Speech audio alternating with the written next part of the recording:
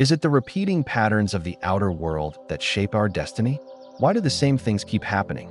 Why can't we make real changes in our lives? What does Erwin Schrödinger, one of the pioneers of quantum physics, have to say about this? I've invited my AI conversation partner to help us interpret Schrödinger's words. What does this quote mean, and why is it still relevant today? According to Schrödinger's worldview, it's not necessarily life that repeats itself. Perhaps it's you who keeps returning to the same thought, the same emotion, the same perspective. We often believe that the outer world keeps rewriting itself, that although the characters, settings, and circumstances change, the same story comes back again. But what if it's not the world repeating, but your focus stuck in one point of view? Life may be ready to write a new chapter, but you're still rereading the old one because your inner lens hasn't shifted. Your mindset hasn't moved, so your reality can't either. Schrödinger's quote suggests the same. The goal is not to see new things in the world, but to think differently about what you've always seen. The world you perceive is not the full picture of reality. It's a reflection of your own consciousness.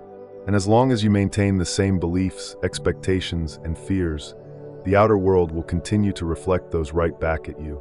That's why it seems like nothing changes, when in fact, maybe it's just you who hasn't changed inside. This is the paradox. The world only changes when you start to see it differently first. You've probably felt this before, when it seemed like you were reliving the same struggles again and again. Different faces, different places, but familiar patterns. Same disappointments, same failures, same emotional waves. Life sometimes feels like it's testing you on purpose, as if you keep ending up back at the same point, not really moving forward. That experience is exhausting. It breeds apathy, hopelessness. Eventually, you start doubting yourself. Maybe something is wrong with me. Maybe I will never change. But what if it's not the lesson that keeps repeating, but your reaction to it? Your inner perspective keeps triggering the same outcomes. This isn't a flaw. It's human. The mind loves familiar patterns, even painful ones, because they feel safe. What's familiar feels like home, even if it hurts. But that pain isn't your enemy. It's your soul's quiet signal. It's time to see differently. Not to act differently. Not to blame others, but to observe from a different level of consciousness. At first glance, Schrödinger's quote seems like a philosophical musing, but look deeper, and it becomes a map of inner revolution.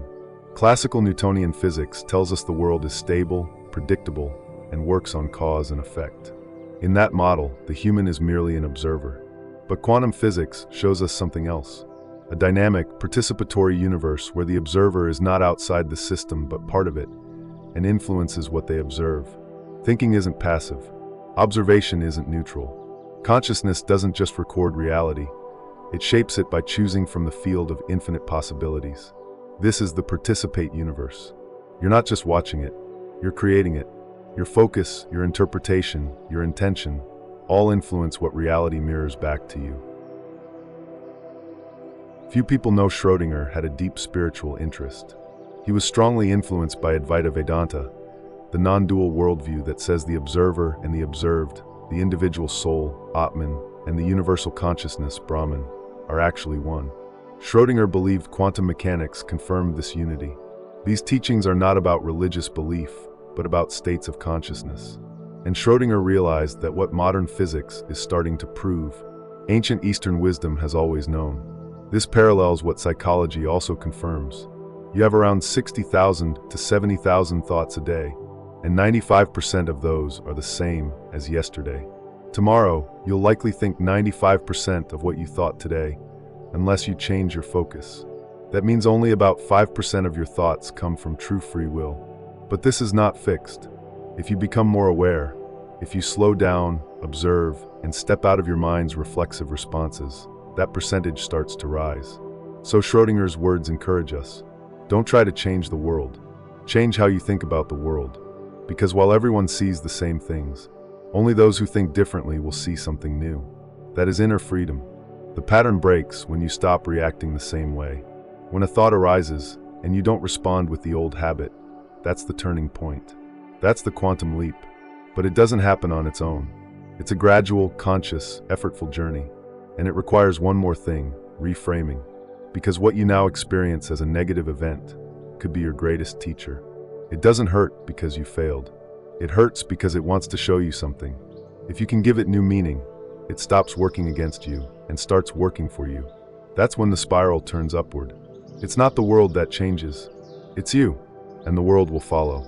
As Hermetic philosophy teaches, as above, so below, as within, so without.